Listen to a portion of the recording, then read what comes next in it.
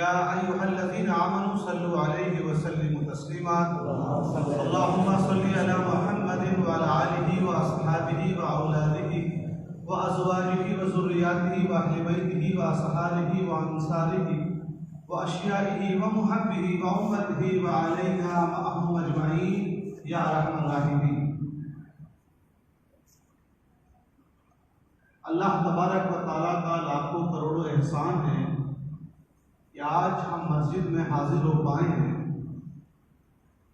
ایک دینی علمی فکری نشست میں ہم بازار میں نہیں گھوم رہے، اپنے گھروں میں نہیں ہیں، اللہ کے گھر میں ہیں، اور ہمارا مقصد علم میں اضافہ کرنا ہے۔ آپ سب کا بھی شکریہ ادا کرتا ہوں کہ آپ نے اپنے وقت کی قربانی دی اور مجھے سننے کے لیے یہاں تشریف لائے۔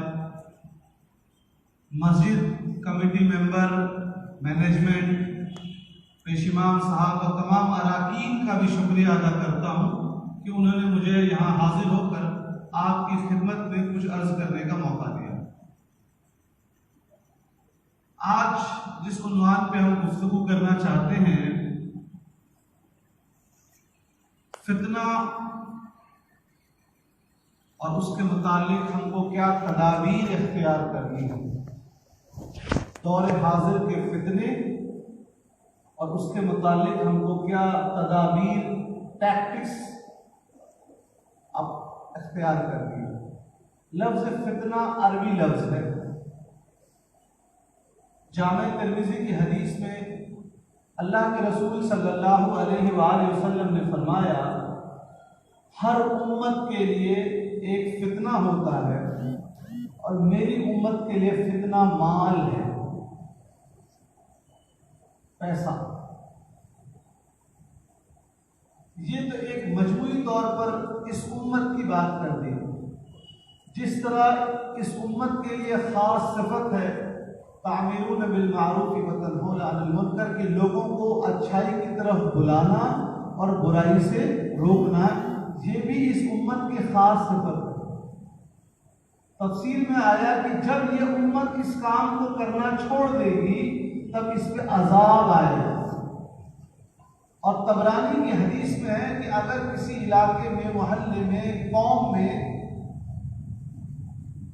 نیک کام کرنے والے لوگ زیادہ ہیں اور برا کام کرنے والا واحد ایک شخص ہے، لیکن اس برے کرنے والے کو کوئی برا کہتا نہیں ہے، روکتا نہیں ہے، تو گرچہ وہ برا کرنے والا ایک ہے اور نیک کام کرنے والے اکثر زیادہ لوگ ہیں، لیکن اس کو روکنے نہ کی وجہ سے اللہ تعالیٰ کا عذاب نازل ہوگا۔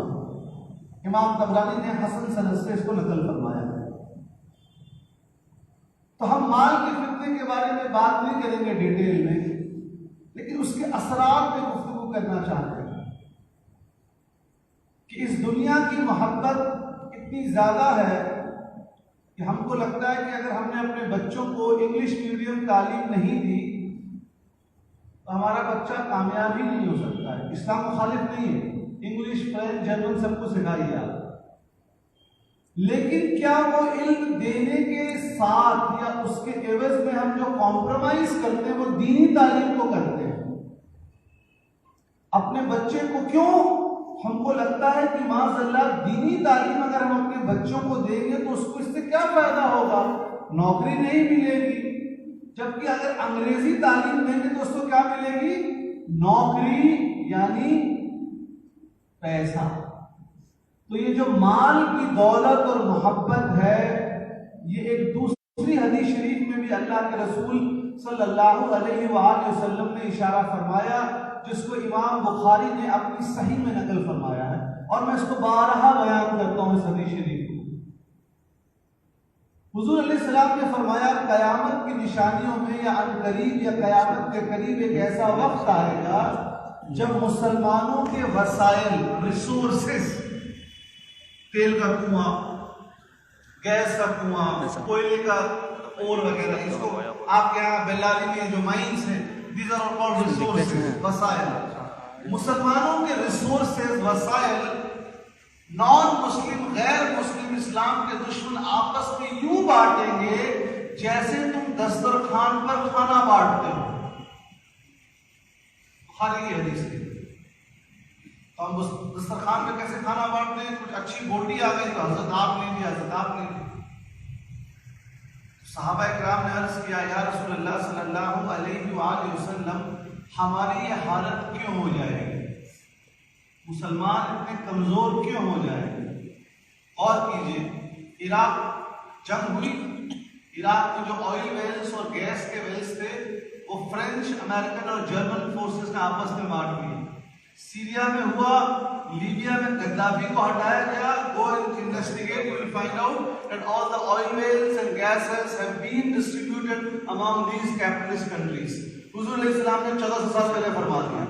خیر، تو صحابہ کرام نے اس کے رسول اللہ صلی اللہ علیہ وآلہ وسلم ہم مسلمانوں کی حالت کیوں ہو جائے گی؟ ہم اتنے کمزور کیوں ہوں گے کہ ہماری چیز غیر لے کر آپس میں بانٹیں گے؟ کیا ہماری تعداد، پاپولیشن، جن سنکھیا کم ہو جائے گی؟ حضور علیہ السلام نے فرمایا نہیں، تم اتنے ہوگے جیسے سمندر میں جھاگ. اگر آپ کو کبھی سمندر کے پاس جانا ہو تو سمندر میں جھاگ بہت ہوتا ہے.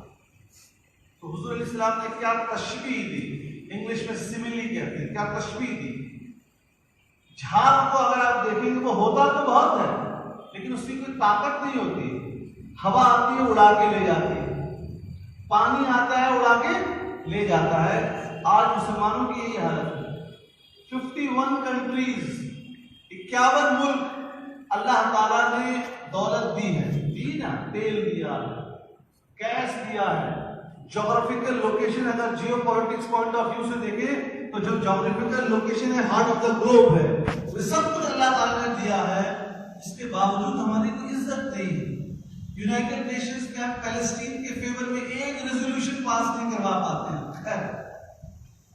تو حضور علیہ السلام نے فرمایا تم ہوگے تو بہت جھاگ کی طرح، یعنی تم ہوگے بہت لیکن طاقت نہیں ہوگی. صحابہ نے پوچھا ہے رسول اللہ صلی اللہ علیہ وآلہ وسلم کیوں، اس کی وجہ کیا ہو؟ حضور علیہ السلام نے فرمایا بہن.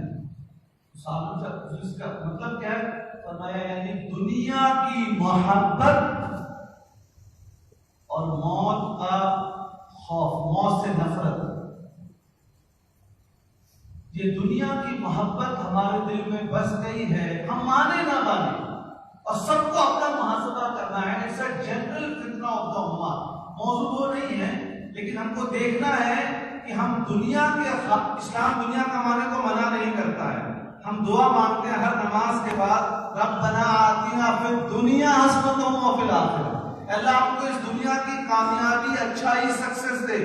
اسلام منع نہیں کرتا but we have to maintain a balance. اس دنیا کو حاصل کرنے کا قطعی مطلب نہیں ہے کہ ہم حرام طریقے سے حاصل کریں، شراب اور گندی چیزیں بیچ کے. نا، اس دنیا کو حاصل کرنے کا یہ قطعی مطلب نہیں ہے کہ ہم آخرت کو اور دین کو نظر انداز کریں. جس نے وہ فائن بیلنس بنا لیا وہی کامیاب. خیر، یہ جنرل فتنہ ہو.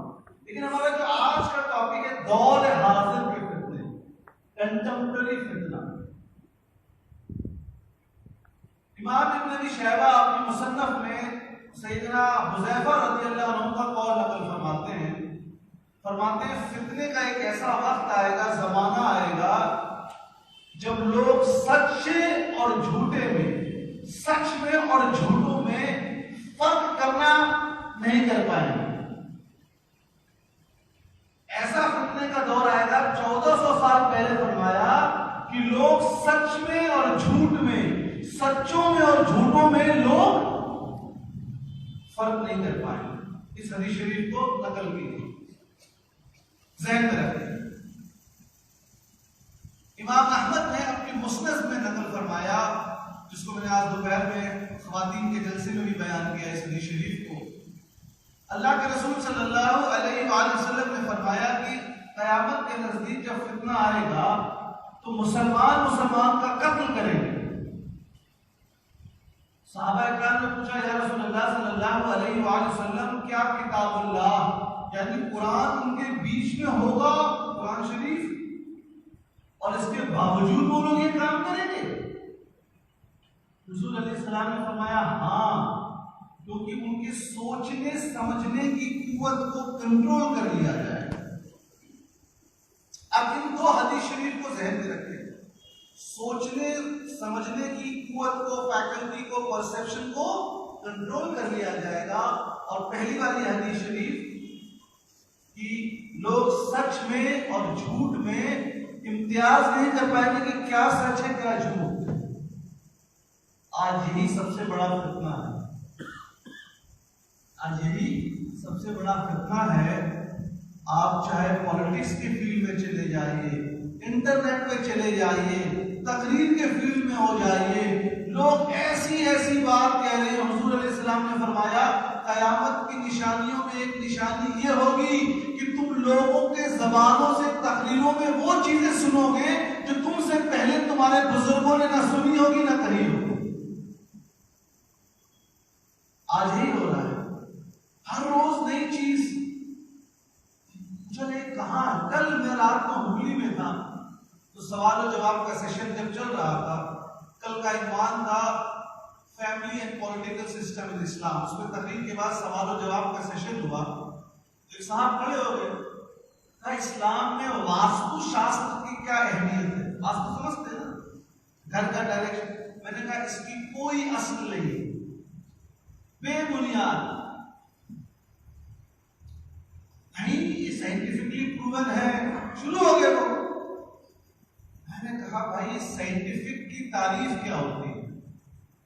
When you say this is scientifically proven, that means you have to repeat that experiment n number of times and all the results have to be tabulated, and when you carry out that experiment, whether in Bellary or in Hubli, all the results should be within a range. Then only it can be said to be scientifically proven, and that has to be published in a peer-reviewed journal. अब उनको जब सुना तो उनको लगा, हजरत मैंने कहा जी मैं आपको जो समझने में वैसा नहीं हूँ कि आप जो बोलेंगे वो मान लूंगा।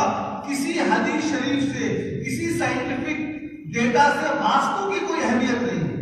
क्या है साहब, आप अपने घर का डायरेक्शन इधर रखेंगे तो आप पे नहुसत आएगी, अल्लाह पे हमारा यकीन कहाँ गया?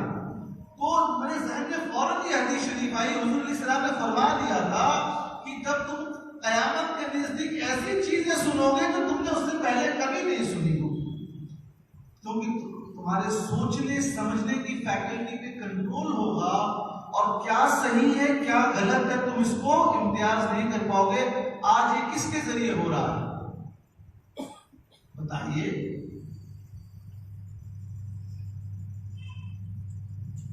मीडिया।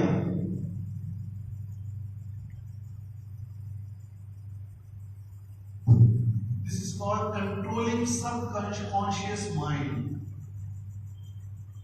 मीडिया के जरिए मैं डिसाइड करूंगा आप क्या सोचेंगे। मैंने सर्वे करवाया है, कौन सा इलाका है? मान लीजिए कोल बाजार है ये इलाका, जो भी इलाका है, मैं आपको कैसे कंट्रोल हो रहा है। यहाँ पे 400 मुस्लिम घर है।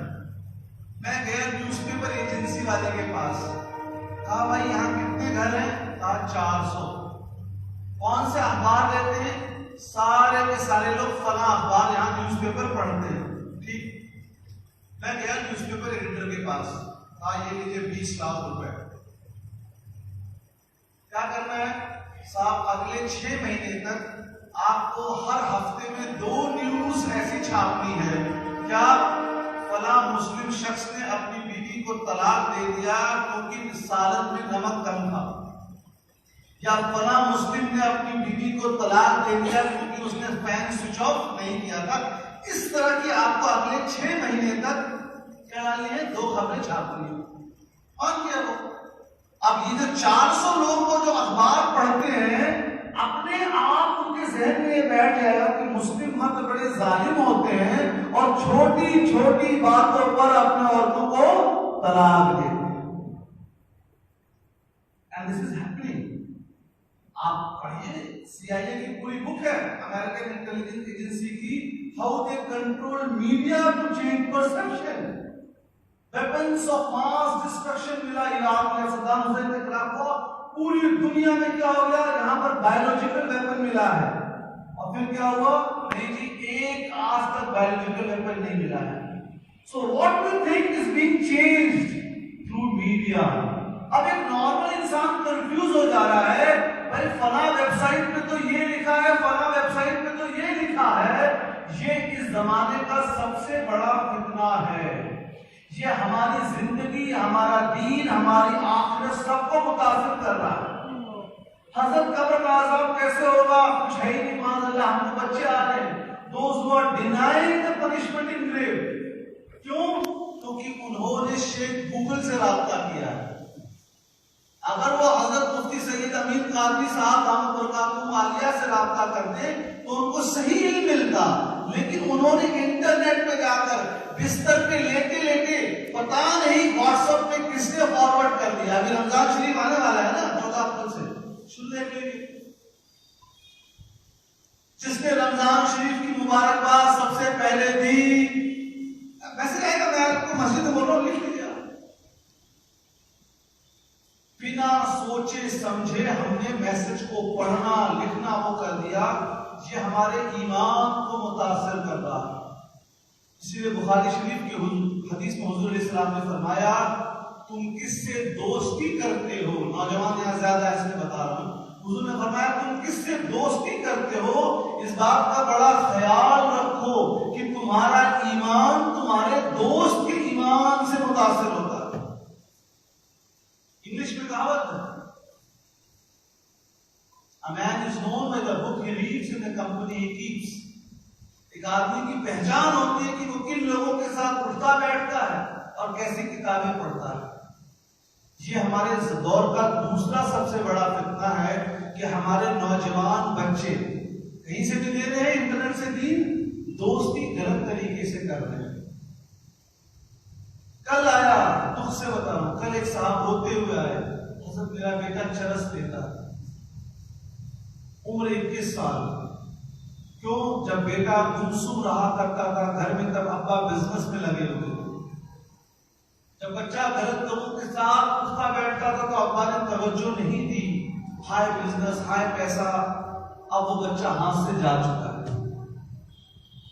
اپنے دوستوں کو دیکھیے اور اپنے بچوں کے اوپر دیکھیے کہ میرا بچہ کس کے ساتھ اٹھتا بیٹھتا ہے. اس کے بعد اللہ کے رسول صلی اللہ علیہ وآلہ وسلم نے جامع ترمذی میں بڑے فتنے کا ذکر کیا. احمد کے نزدیک فتنہ نمبر 3 فرمایا کہ ایسا فتنہ آئے گا جب لوگ صبح اٹھیں گے تو ایمان کی حالت میں اور رات ہوتے ہوتے ایمان چھوڑ دیں گے، کفر میں مبتلا ہو جائیں گے، کفر کر بیٹھیں گے اور رات کو کفر میں ہوں گے، پھر صبح ایمان. یعنی ان کو اپنے زبان اپنے عقیدے کا کوئی پرواہ ہی نہیں ہوگا. وہ دنیا میں اتنے مگن ہوں گے کہ ان کو معلوم نہیں. آج ہم دیکھ رہے ہیں کہ نہیں، ہم اور آپ گناہوں سے جو دور رہتے ہیں اس کی ایک وجہ کیا ہے؟ قبر کا عذاب، جہنم کا عذاب. صحیح ہے نا؟ کہیں نہ کہیں اگر اب ہم نے بچوں کے دل سے یہ کانسیپٹ ہی ہٹا دیا باسدات الموت، لائف آفٹر ڈیتھ، تو کیا ہوگا؟ گناہ کریں گے. آج غیر مسلم حضرات نے اس چیز کو تسلیم کیا ہے، گرچہ میڈیا دکھائے کہ یہ بچے یہ کرتے ہیں کہ سب سے کم شراب مسلمان پیتے ہیں، غلط کام یہ کرتے ہیں. تو کہیں نہ کہیں دماغ میں وہ موت کے بعد کا ڈر ہے. لیکن میں بتا دوں، میں یونیورسٹی میں پڑھاتا ہوں، میں چھوٹے بچوں کو دیکھ رہا ہوں، میں جو نوجوان نسل آ رہی ہے ان سے یہ پورا تصور چھینا جا رہا ہے کہ نہیں جی معاذ اللہ موت کے بعد کوئی زندگی نہیں ہے، جو کرنا ہے وہ اس دنیا میں عیش کرو. And this concept is called hedonism, HEDONISM.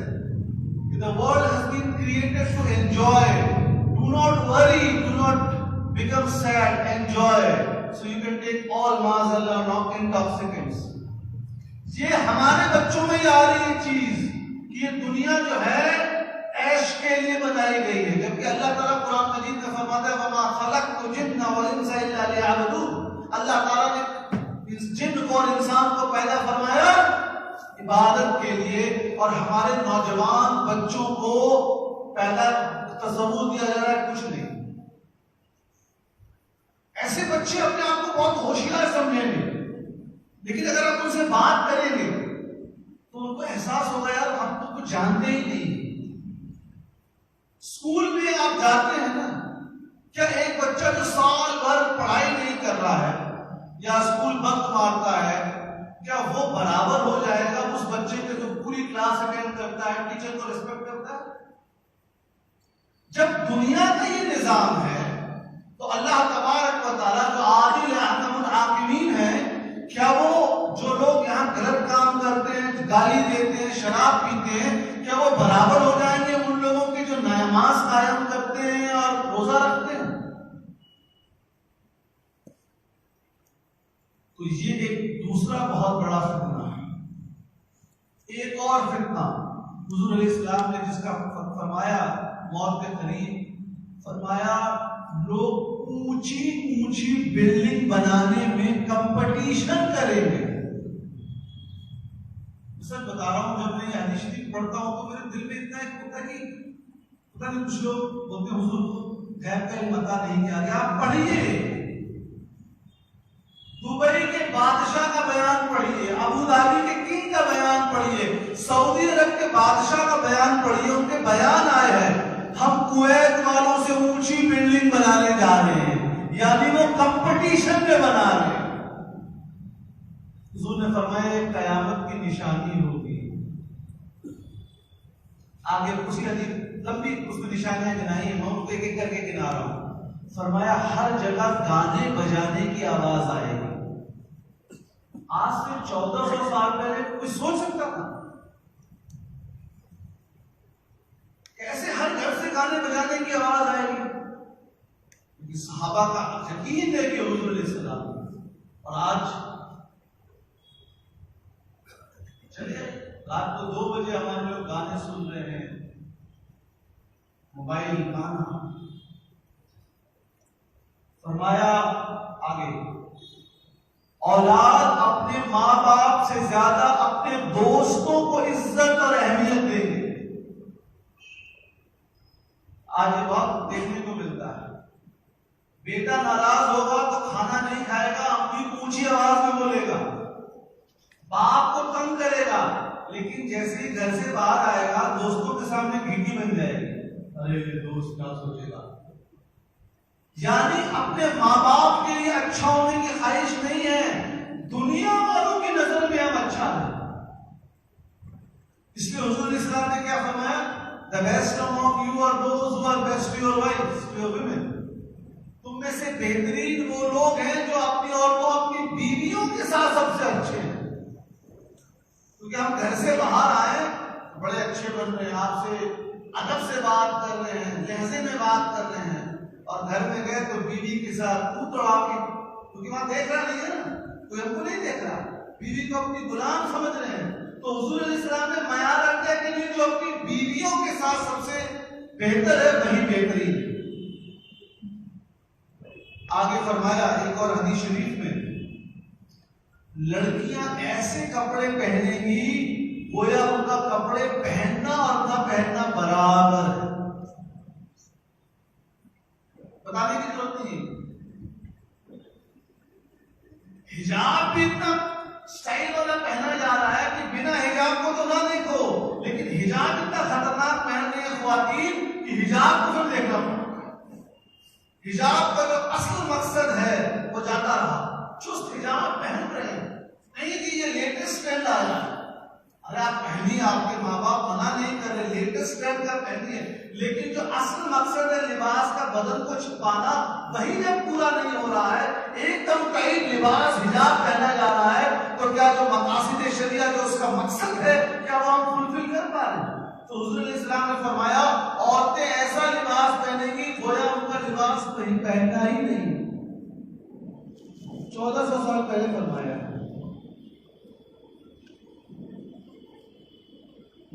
پھر فرمایا لوگ مرد ریشم کے کپڑے پہنیں گے اور شراب خوری عام ہو جائے گی.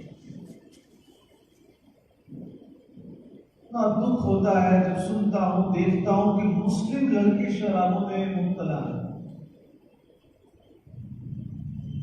یہ کیسے ہمارے سماج میں چیزیں آ رہی ہیں؟ کیا غلط ہو رہا ہے، یہ نظام کیوں بگڑ رہا ہے، ہم کو سوچنا پڑے گا۔ ہم اپنے بچوں کے ساتھ وقت کتنا بتا رہے ہیں، ہم کتنی ان کی سائیکولوجیکل کاؤنسلنگ کر رہے ہیں، کتنا ان کو سمجھا رہے ہیں، کتنا ان کو جان رہے ہیں، کیونکہ اب بچہ 12 سال میں بالغ نہیں ہو رہا ہے، سمجھ لیجیے آپ کو 7-8 سال میں بچہ سب کچھ جان رہا ہے، کیونکہ بہت خطرناک چیز آپ نے دے دی ہے اس کو۔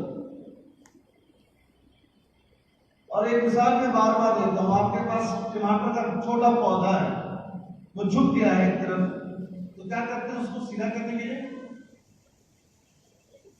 ساتھ میں ایک لکڑی لگا کے باندھ دیتے ہیں، یہ کرتے ہیں نا۔ ایک بڑا درخت ہو گیا، اس کو لکڑی کام نہیں دیتی۔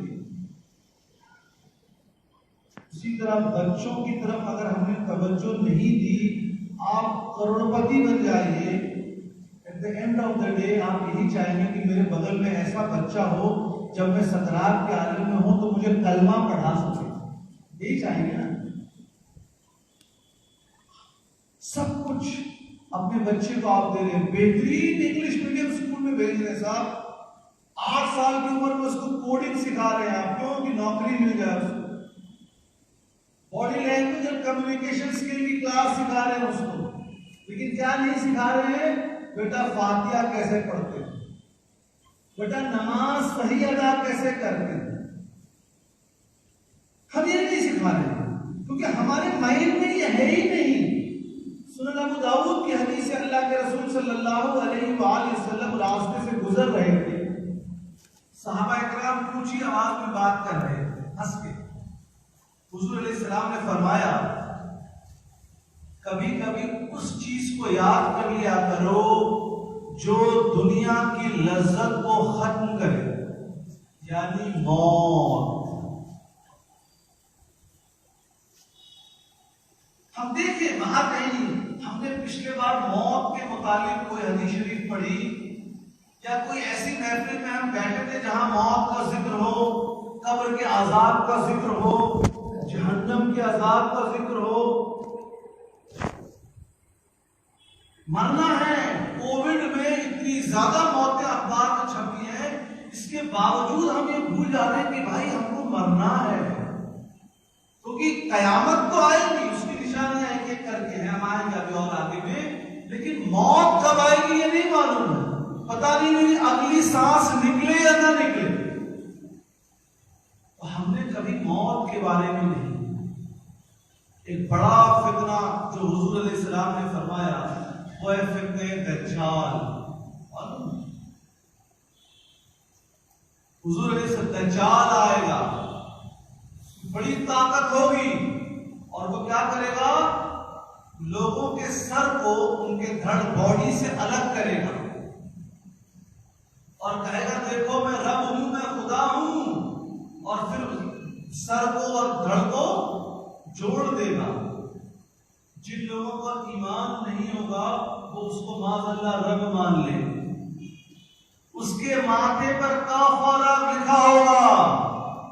اب جب ہم کو یہ حدیث شریف معلوم ہوگی تب نہ ہم اپنے بچوں کو بتائیں گے، اور پھر وہ اپنے بچوں کو بتائیں گے، اور پھر وہ اپنے بچوں کو بتائیں گے۔ ہم نے ہی نہیں سیکھا تو ہم اپنی اگلی نسل کو کیا بتائیں گے؟ ایک حدیث شریف کے مفہوم میں آتا ہے اللہ تعالیٰ کو جوانی کی عبادت بڑی پسند ہے۔ آپ جب جوان ہیں تو آپ کے سجدے ٹھیک ہو رہے ہیں، آپ رکوع ٹھیک سے جا رہے ہیں، ارکان ٹھیک سے ہو رہے ہیں، تو جوانی تو ہم نے ٹک ٹاک اور واٹس ایپ میں اور گاڑی چلانے میں لگا دی۔ جب ریٹائر ہو گئے، اب گھر میں نہ بیٹے بیٹی کی شادی ہو گئی، کچھ کام نہیں ہے، اب ہم مسجد میں آ رہے ہیں۔ اللہ تو رحمان اور رحیم ہے، وہ اس کو بھی قبول کرتا ہے، لیکن وہ جو ہماری یوتھ تھی ہم نے اس میں کیوں نہیں اللہ تعالیٰ کو یاد کیا؟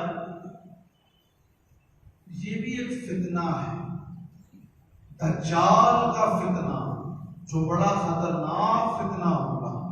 اس کے بارے میں ہم کو جاننا ہے، فتنہ عظیم، یہ سب سے بڑا فتنہ ہوگا۔ قیامت کی نشانیوں میں ایک بڑی نشانی ہے دجال کا ظاہر ہونا، دجال کا آنا۔ کتنے لوگوں کو موت کی نشانیوں کے بارے میں معلوم ہے. قیامت کی نشانیاں حضور علیہ السلام نے بتائی نا، قیامت کی یہ نشانی ہوگی، قیامت کی یہ نشانی ہوگی. عراق میں جو ابھی حملہ ہوا یہ حدیث شریف میں پہلے بتایا جا چکا ہے. تو ان فتنوں کو ہم جب جان لیں گے تب دوسرا سٹیپ ہے تدابیر. فتنے تو ہم نے سب جان لیے، مختصر یہ دولت مال دجال میڈیا یہ وہ. اب ہم کیا کر سکتے ہیں ان سے بچنے کے لیے؟ حضور اسلام نے یہ نہیں بتا دیا کہ کیا کرنا ہے، اب ہم کو بھی جان لیں. ایک حضور علیہ السلام نے فرمایا فتنے کے دور میں سب سے سکون وہ ہے جو اختلافات سے بچے، اپنے گھر میں رہے. یعنی جب تک وجہ نہ ہو خواہ مخواہ کا باہر نہ نکلے اور خواہ مخواہ کے گھومے ادھر ادھر نہ. آج کورونا بھی ایک بہت بڑا فتنہ ہے اور اس کی جب تک ضرورت نہ ہو ہم سب گھر سے نہیں نکلنا ہے. خیر ہمارا موضوع ہی نہیں، میں آ رہا ہوں اصل موضوع بھی نہیں فتنہ. آج دیکھ لیجیے صاحب، جن چیزوں کا ہمارے بچوں سے تعلق نہیں ہے وہاں بھی جا کے کھڑے ہو گئے. بیگانی کی شادی میں عبداللہ دیوانہ، ہمارے لوگوں کو 100 روپے دے دیا، بریانی کھلانی ہے صاحب، ٹھیک ہے بریانی کھائیں گے. وہاں چل کر احتجاج کرنا ہے یا سپورٹ کرنا ہے؟ نہ ہم کو معلوم ہے کیا مقصد ہے. بس ہم کو 100 روپے ملا ہے، بریانی ملی ہے، یا ایک گورنمنٹ کے عہدے کا ہم کو وعدہ ملا ہے کہ آپ یہ کر دیں گے تو کر دیں گے. لوگ بھول جاتے ہیں کہ دنیا کی زندگی چھوٹی زندگی ہے اور فخر ہے ہم نے تو کلمہ پڑھ لیا ہے تو ہماری موت ایمان پر ہوگا تو ہم کو جنت ملے گی. لوگ بھول جاتے ہیں کہ خاتمہ بالخیر جو ہے وہ اللہ تعالیٰ کی سب سے بڑی ہمارے اوپر کرم ہوگا. ہم چاہیں کہ ہم زندگی بھر غلط کام کریں اور ہمارا خاتمہ بالخیر ہو جائے تو بڑا مشکل ہے. میں مستند واقعہ بیان کر دوں. امام فخر الدین رازی رحمۃ اللہ علیہ جنہوں نے تفسیر کبیر لکھی ہے 30 جلدوں میں، بہت بڑے اللہ والے اور بہت بڑے عالم دین تھے. تو جب ان کے موت کا وقت قریب آیا، سکرات کا عالم ہوا، تو ابلیس آ گیا. اے فخر الدین، اللہ ایک ہے، اس کی دلیل دو. اب امام فخر الدین رازی رحمۃ اللہ علیہ جو بھی آرگومنٹ دیتے، دلیل دیتے، ابلیس اس کا کاؤنٹر آرگومنٹ دے دیتا. امام فخر الدین رازی رحمۃ اللہ علیہ کی حالت خراب.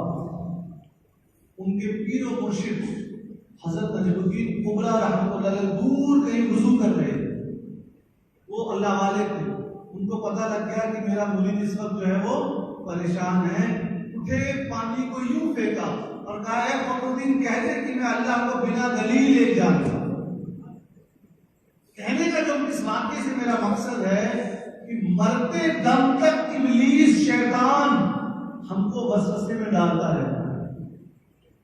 بخاری شریف کی حدیث آپ نے سنی ہوگی، بخاری کی مستند صحیح بخاری کی حدیث. ابلیس اپنے چیلوں سے پوچھتا ہے آج کیا کر کے آیا؟ تو ایک چیلا بولتا ہے آج میں یہاں پر فتنہ ڈالا. ٹھیک ہے جاؤ، توجہ نہیں دیتا. دوسرا چیلا بولتا ہے آج میں نے میاں بیوی کے بیچ میں تفرقہ ڈالا ہے، آج میں نے میاں بیوی کے بیچ میں لڑائی کروا دی ہے. تو ابلیس اس کے پیٹ تھپتھپاتا ہے، تم نے اچھا کام کیا. صحیح بخاری کی حدیث. کیونکہ جب میاں بیوی کے بیچ میں لڑائی ہو گئی، آپ کے گھر میں سکون نہیں ہے، تو آپ کی ساری پراپرٹی، صلاحیت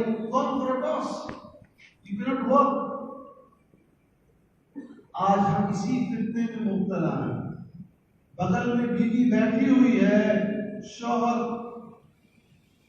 صحیح یا شوہر بیٹھا ہے، بیوی چٹیا رہی ہے. رات کو 2 بجے تک آن لائن. میاں بیوی کے بیچ میں جو نا اتفاقی ہوتی ہے وہ ابلیس پیدا کرتا ہے. صحیح بخاری کی حدیث ہے، یہ بھی اس زمانے کا بہت بڑا فتنہ ہے۔ اللہ کے رسول صلی اللہ علیہ وآلہ وسلم نے فرمایا، تم میں سے تب تک کوئی سچا مومن نہیں ہو سکتا جب تک وہ اپنے بھائی کے لیے وہ چیز نہ پسند کرے جو اپنے لیے کرتا ہے۔ ایک دوسری حدیث شریف میں فرمایا، تمہارا بھائی کے اوپر اگر غلط کام ہو رہا ہو تو اس کی مدد کرو، اور اگر وہ غلط کام کر رہا ہو تب بھی اس کی مدد کرو۔ صحابہ نے پوچھا، یا رسول اللہ صلی اللہ علیہ وآلہ وسلم، جب اس کے ساتھ غلط کام ہو رہا ہو تو مدد کرنا تو سمجھ میں آ رہا ہے، لیکن وہ غلط کام کر رہا ہے تو اس کی مدد کیسے کرے؟ حضور علیہ السلام نے فرمایا، اس کو روک کر، اس کو بتا کر کے جو تم کر رہے ہو وہ غلط ہے۔ ہم کو دیکھنا ہے اپنے گھر کے نظام کو۔ امریکہ میں لوگ تمام غلط کام کر رہے ہیں، بیلاری کے کول بازار کے لوگ اس کو نہیں بدل سکتے، صحیح ہے نا صاحب؟ یا بامبے میں یا کسی شہر میں لوگ کر رہے ہیں، نہیں بدل سکتے۔ اس بیلاری شہر میں ہی بہت غلط کام ہو رہا ہے، ہم اور آپ اس کو نہیں بدل سکتے۔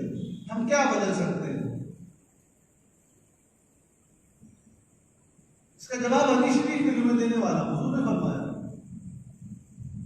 حضور علیہ السلام نے فرمایا، تم میں سے ہر ایک شیفرڈ ہے، جو بھیڑ بکری چلاتے ہیں، تم میں سے ہر ایک نگہباں ہے۔ ہر ایک مرد کے ماتحت اس کی بیوی اور بچے ہیں، اس سے ان کے بارے میں پوچھا جائے گا۔ بیوی کے ماتحت شوہر کے گھر عزت مینٹیننس سے وہ پوچھا جائے گا۔ دوسری روایتوں میں آیا ہے بادشاہ سے اس کی رعایا کے بارے میں پوچھا جائے گا، لیڈر سے اس کے ماتحت لوگوں کے بارے میں پوچھا جائے گا۔ تو ہم سب کو نہیں بدل سکتے، لیکن جو لوگ ہم سے ماتحت ہیں ان کو تو بدل سکتے ہیں۔ کیوں ہم دین سے دور ہیں؟ دین ہم سے کیا چاہتا ہے؟ ہم نے اصل میں بہت کمپلیکس بنا لیا ہے دین کو۔ ہم نے کیا ہم کو بریانی کھانے سے منع کیا گیا؟ دین دبا کی بریانی کھائیے سلاد کے ساتھ، لیکن شراب حرام کر دیجیے۔ تجارت کے لیے منع کیا گیا ہے، کروڑ پتی بننے کی اجازت ہے، لیکن بول دیا گیا حرام طریقے سے مت کمائیے۔ کیا عورتوں سے تعلق منع کیا گیا ہے؟ نہیں، آپ پاک عورتوں سے نکاح کیجئے، عزت کے ساتھ زندگی گزار کیجئے، لیکن حرام کے تعلق منع کر دیے۔ لیکن آپ جب دیکھیں گے تو ہمارے سماج کا ہو رہا کیا ہے، جو چیز جائز ہے، پاک ہے، طیب ہے، اس کو چھوڑ کے ہمارے نوجوان غلط چیزوں میں جا رہے ہیں۔ شراب، ڈرگس، چگلی، گندی فلمیں، لڑکیوں کے ساتھ تعلق، یہ کیوں ہو رہا ہے؟ آخر بخاری شریف کی وہ حدیث کیوں نہیں ہم اپنے بچوں کو بتاتے؟ حضور علیہ السلام نے پوچھا، ایک عورت آئی جنگ کے میدان سے مسلمز کی فوج ریٹرن ہوئی تو وہ اپنے بچے کو ڈھونڈ رہی تھی، جیسے ہی بچہ ملا اس کو سینے سے لگا لیا۔ حضور علیہ السلام نے فرمایا، کیا یہ عورت چاہے گی کہ اس کا بچہ آگ میں جائے؟ صحابہ نے کہا رسول اللہ نہیں، اتنی محبت کرتی ہے ماں اپنے بیٹے سے۔ اللہ تبارک، حضور علیہ السلام نے فرمایا، اللہ تبارک و تعالیٰ اپنے بندوں سے ایک ماں جتنا اپنے بیٹے سے پیار کرتی ہے اس سے 70 گنا زیادہ پیار کرتا ہے۔ بچہ ابھی دنیا میں آتا نہیں ہے، اس کی ماں کے جسم اس کے لیے خوراک پیدا کر دی جاتی ہے۔ گناہ کرتے ہیں ہم لوگ، دوسری قوموں کو امت کا پڑھیے، جب وہ گناہ کرتے تو ان کے چہرے بدل لیے جاتے تھے۔ آج دیکھیے حضور کی امتیوں نے کام گناہ کرتے ہیں لیکن لوگوں کو پتہ نہیں لگتا۔ حضور کی کرم ہے، ہم نے اپنی زندگی کو خود پریشان کیا ہے، اور دنیا تب تک یہ نہیں مانے گی جب تک ہم شرک اور کفر میں مبتلا نہ ہو جائیں۔ جو لوگ دنیا والوں کو خوش کرنے کے لیے لگے ہیں نا بھائی، ان کو سپورٹ کر دیں، ان کو سپورٹ کر دیں، یہاں یاد رکھیے یہ قرآن مجید کا فیصلہ ہے، یہ تب تک تم سے راضی نہ ہوں گے جب تک تم کو یہ اپنی طرح کفر اور شرک میں مبتلا نہ کروا۔ ہم جب یقین کرتے ہیں کہ موت کے بعد کی زندگی ہے، ہم اس کے لیے کام کیوں نہیں کرتے؟ درود شریف پڑھ لیتے۔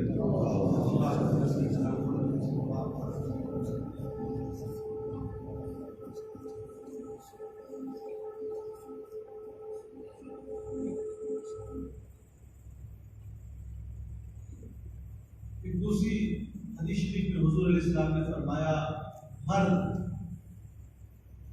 اپنی ماں کے سے زیادہ اپنی بیویوں کی بات مانیں گے۔ یہ بھی فتنہ گنایا گیا ہے۔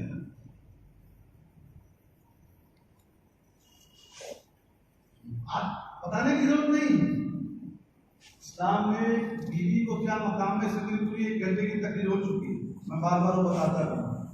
بخاری شریف کی حدیث ہے، سیدہ حوا رضی اللہ عنہ کہاں سے پیدا فرمایا گیا؟ حضرت آدم علیہ السلام کے پسلی کی ہڈی سے، سینے سر سے پیدا نہیں کیا گیا ہے، تو اپنی بیوی کو آپ سر پہ نہیں بیٹھائیں گے۔ پاؤں سے بھی پیدا نہیں کیا گیا تو اپنی بیوی کو پاؤں کی جوتی بھی نہیں بنائیں گے۔ کچھ ہوتے ہیں تو بیوی کو تو کوئی توجہ ہی نہیں، اور کچھ لوگ اتنے توجہ دیتے ہیں کہ بیگم سے پوچھ کے جو ہے نفل نماز ادا کرتے ہیں۔ اسلام نے دونوں کو منع کیا۔ کہاں سے پیدا کیا گیا ہے؟ پسلی کی ہڈی سے، اور پسلی کی ہڈی کس سے قریب ہوتی ہے؟ دل کے، یعنی بیویوں کے ساتھ محبت کے ساتھ پیش آئی۔ اب پسلی کی ہڈی کیسے ہوتی ہے؟ ٹیڑھی ہوتی ہے کہ سیدھی؟ ٹیڑھی ہوتی ہے، اس کو سیدھی کریں گے تو ٹوٹ جائے گی۔ اللہ تعالیٰ نے عورتوں کے نیچر میں، مزاج میں، فطری طور پہ کوئی کمی نہیں ہے، یہ کوئی کمی نہیں ہے، ڈیفیکٹ اور نقص نہیں ہے، یہ اللہ تعالیٰ کی طرف سے قدرتی طور پر کچھ چیزیں دی گئی۔ جیسے صبر عورتوں میں مردوں سے زیادہ ہے، لیکن شک مردوں میں لینے کی قوت زیادہ ہے۔ بات چھپانے کی صلاحیت عورتوں میں زیادہ ہے، خاندان کی، تو ان میں یہ جو نیچر ہے ٹوٹنے، یہ کوئی ڈیفیکٹ نہیں، ان کا نیچر ہے۔ ہم نے اس کو توڑ دیا ہے، ہم نے اس کو توڑ دیا ہے، اور مرد سے پوچھا جائے گا۔ جن مردوں کی بیویاں نقاب نہیں لگاتی ہیں ان مرد سے پوچھا جائے گا، جن کی بیٹیاں نقاب نہیں لگاتی ان مرد سے، بھائی سے پوچھا جائے گا۔ کبھی میں نے تو آج تک نہیں سنا کہ کسی شوہر نے اپنی بیوی کو کہا کہ میں تم سے ناراض ہوں، مائی کے چلے جاؤ۔ کیوں؟ کیونکہ تم نماز نہیں پڑھتی ہو۔ میں نے نہیں سنا۔ نہیں تم جہیز نہیں لائی ہو تو مائی کے چلے جاؤ، تم یہ ہو گئی تو دنیا کے لیے کبھی اس بات کی ناراضگی نہیں کرتی بھائی تم نماز ترک کرتی ہو تو چلے جاؤ، تم تلاوت قرآن پاک نہیں کرتی ہو تو چلے جاؤ۔ کیوں؟ ہم نے اپنی لائف کو اصل میں مغربی سسٹم میں ڈھالا ہے، ہم ان کو امیٹیٹ کرتے ہیں جن کو میڈیا میں کامیاب دکھایا جائے، اور ہم نے چیزوں کو ان کی جو اصل مقصد ہے اس سے ہٹا دیا ہے۔ گاڑی کا اصل مقصد کیا ہے؟ ایک جگہ سے دوسری جگہ لے جانا، لیکن ہم نے کہا نہیں، جس کی جو جتنی مہنگی گاڑی میں بیٹھے گا اس کا مرتبہ اتنا بلند ہوگا۔ یعنی ہم نے جو گاڑی کی اصل مقصد سے اس کو اب نظر انداز کر دیا۔ گھڑی کا اصل مقصد ہے وقت بتانا، اور ہم نے کہا نہیں جی جو جتنی مہنگی گھڑی کو پہنے گا اس کا مرتبہ اتنا زیادہ ہے، کیونکہ ہم نے جو اسلام کا نظام ہے کہ نکاح کو سرل رکھو، آسان رکھو، دین کو آسان رکھو، اس کو چھوڑا ہے، اور ہم نے خود سے اپنی زندگی کو مشکل ترین بنا لیا۔